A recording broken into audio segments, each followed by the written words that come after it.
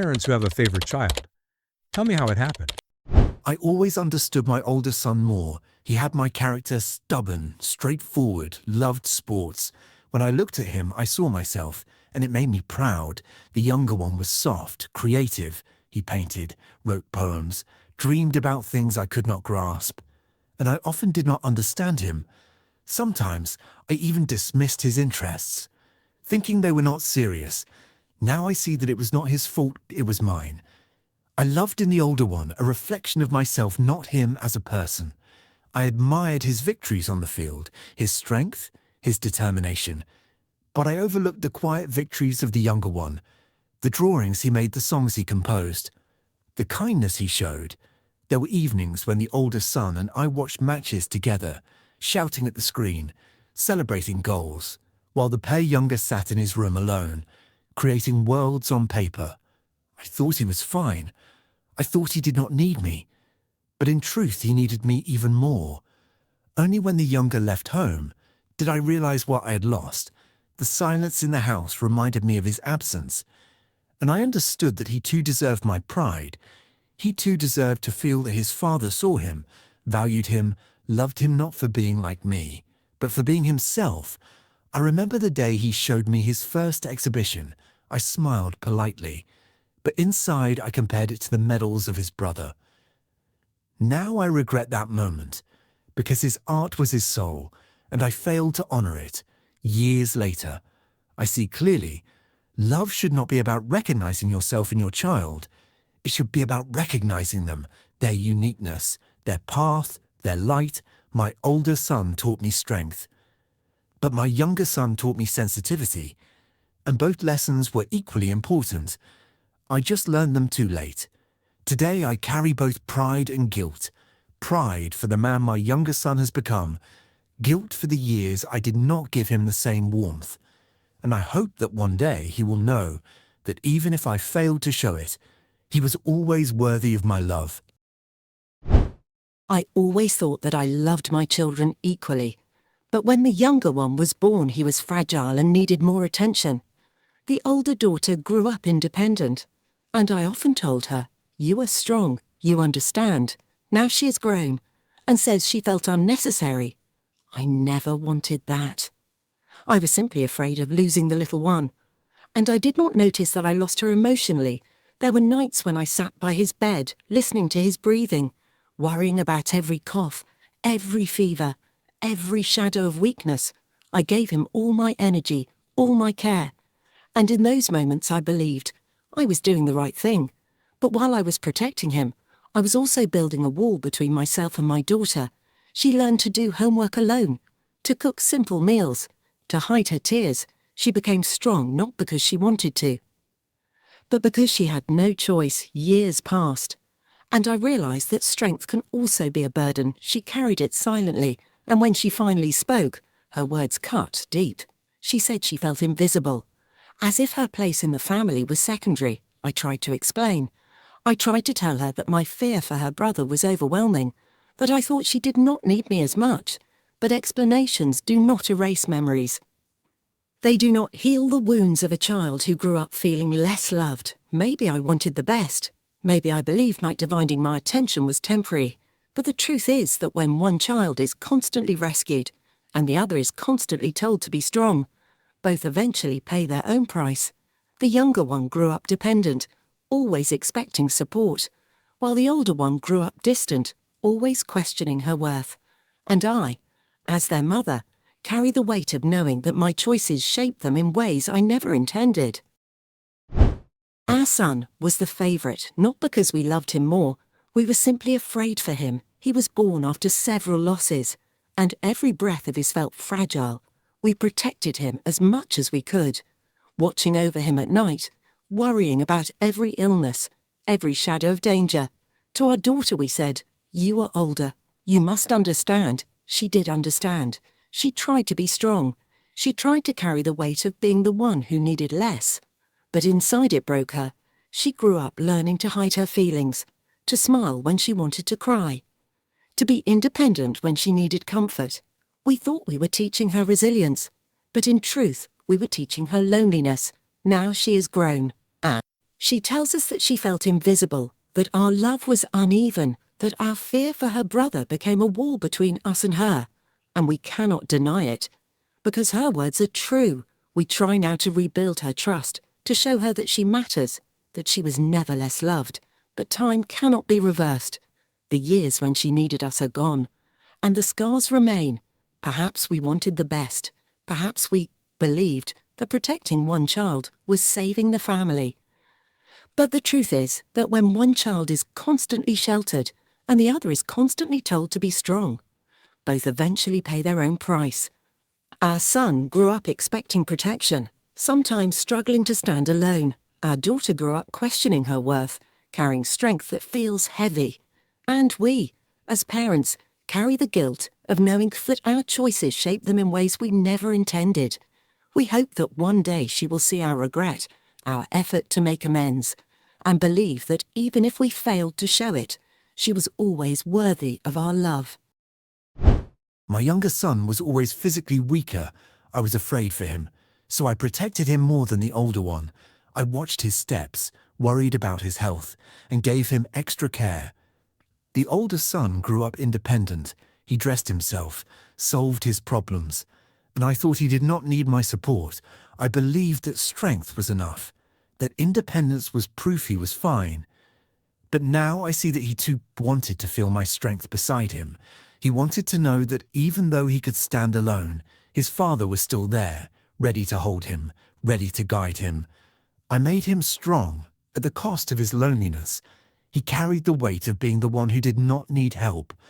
But inside, he longed for the same warmth, the same reassurance, the same protection.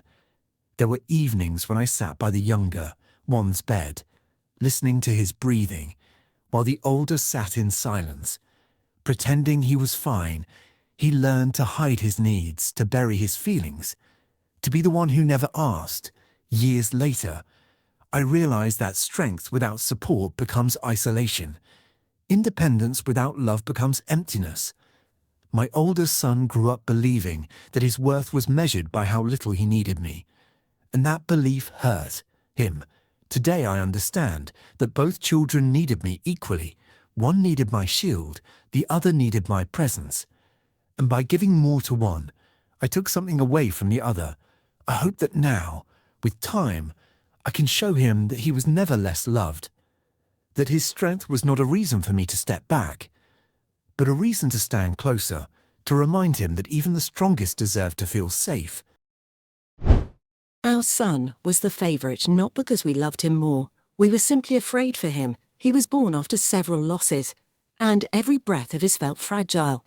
We protected him as much as we could, watching over him at night, worrying about every illness, every shadow of danger. To our daughter we said, "You are older. You must understand." She did understand. She tried to be strong. She tried to carry the weight of being the one who needed less. But inside it broke her.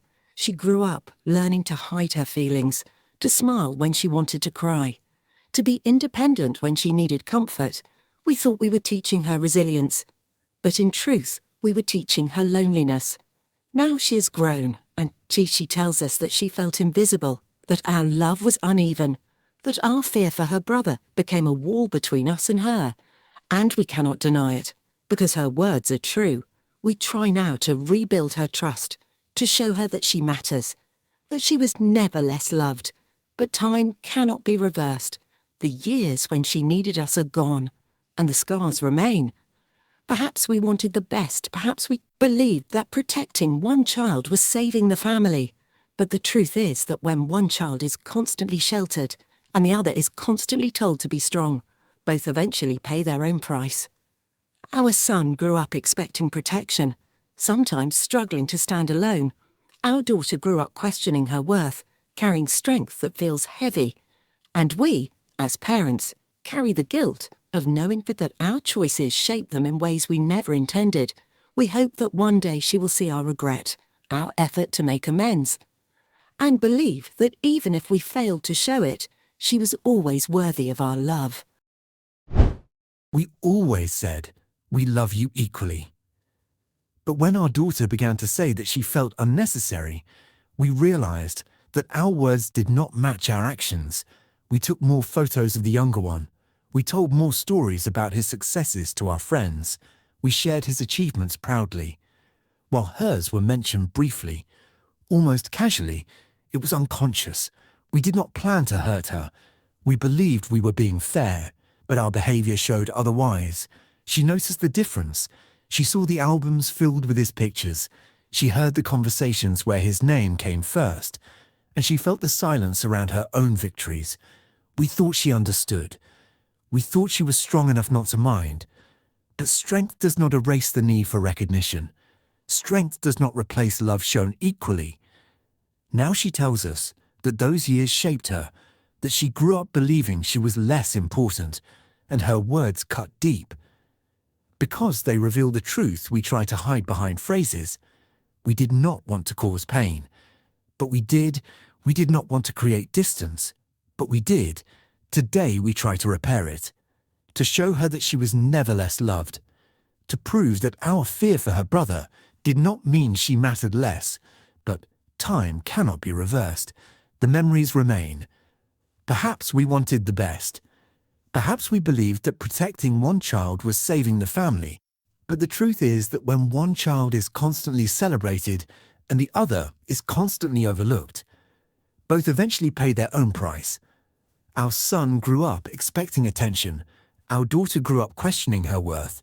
And we, as parents, carry the guilt of unknowing that our actions, even unintentional, left scars. I always dreamed of being an artist, but life turned out differently. When my daughter began to sing, I saw myself in her. I invested all my attention, all my resources, all my hopes into her. I believed that through her, I could live the dream I had lost. My son remained on the sidelines. He watched silently as I poured my energy into her lessons, her concerts, her rehearsals. He saw the pride in my dies when she performed. And he felt the emptiness when his own achievements passed unnoticed. I thought I was giving love. I thought I was building her future. But in truth, I was chasing my own past. I loved not her, but my dream through her. And in doing so, I created distance. My son now says he felt like a stranger in his own family. His words cut deep, because they reveal the truth I tried to ignore. He grew up believing he was less important, that his place was secondary, and that belief shaped him. There were evenings when I sat with her at the piano, correcting every note, encouraging every song, while he sat alone, waiting for me to notice him, waiting for me to ask about his day, his interests, his world, years later. I see clearly, love cannot be about fulfilling your own dreams through your children. It must be about seeing them for who they are, valuing their uniqueness, their path, their light. My daughter carried the weight of my expectations. My son carried the silence of my neglect, and both paid a price for my choices. Now I try to rebuild the bond, to show him that he was never less loved, to prove that my blindness was not a measure of his worth, but of my own weakness. Today I parry both pride and guilt. Pride for the talent my daughter has, guilt for the years my son felt invisible. And I hope that one day he will know that, even if I failed to show it, he was always worthy of my love. Our first son died in childhood. When our daughter was born, we protected her excessively. She became the center of our world. Every smile, every step, every word was surrounded by our fear of losing her too. Our younger son grew up in the shadow. We always told him, "You are strong. You will endure." We believed that by saying this, we were giving him confidence. But in truth, we were leaving him alone with his struggles. He watched as we hovered over his sister, as we celebrated her achievements, as we worried about her smallest problems. While his own victories passed unnoticed, his own pain remained unspoken. We thought he understood. We thought he did not need the same attention. But strength without support becomes isolation. Independence without love becomes emptiness. He did not endure. He carried the silent weight of being the one who had to be strong. And eventually, it broke his trust. He began to believe he was less important, less loved, less seen. Now we see clearly. Our love was unequal. Our fear for one child became a wall between us and the other. We did not intend harm, but our choices shaped him. We try now to rebuild, to show him that he was never less loved, to prove that his strength was not a reason for us to step back, but a reason to stand closer. Perhaps we wanted the best. Perhaps we believed that protecting one child was saving the family.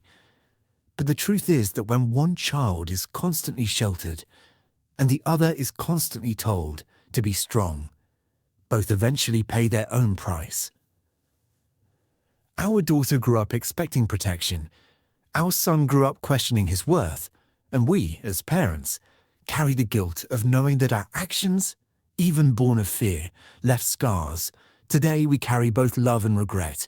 Love for the children we raised, regret for the imbalance that hurt them, and hope that one day he will see our effort, our remorse, and believe that even if we failed to show it, he was always worthy of our love. I always wanted my children to succeed.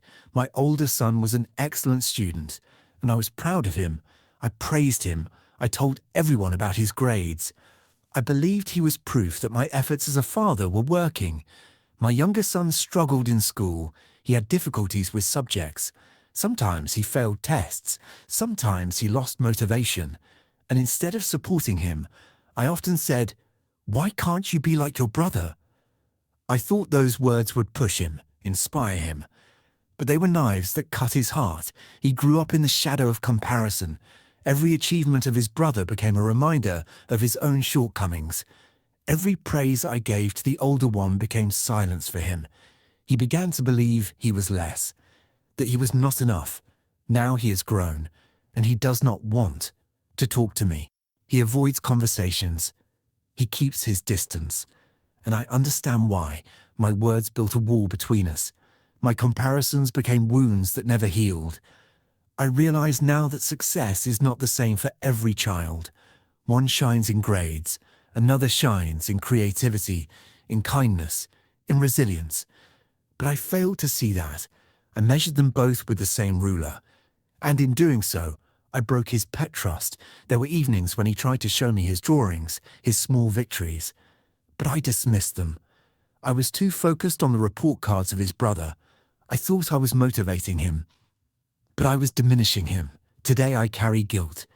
Guilt for the words I thought were harmless. Guilt for the comparisons I thought were encouragement. Guilt for the silence that grew between us. I hope that one day he will see my regret, that he will understand I never loved him less, that my blindness was not a measure of his worth, but of my own weakness. My older son grew up with pride. My younger son grew up with pain. And I, as their father, carry the burden of knowing that my words shaped them in ways I never intended.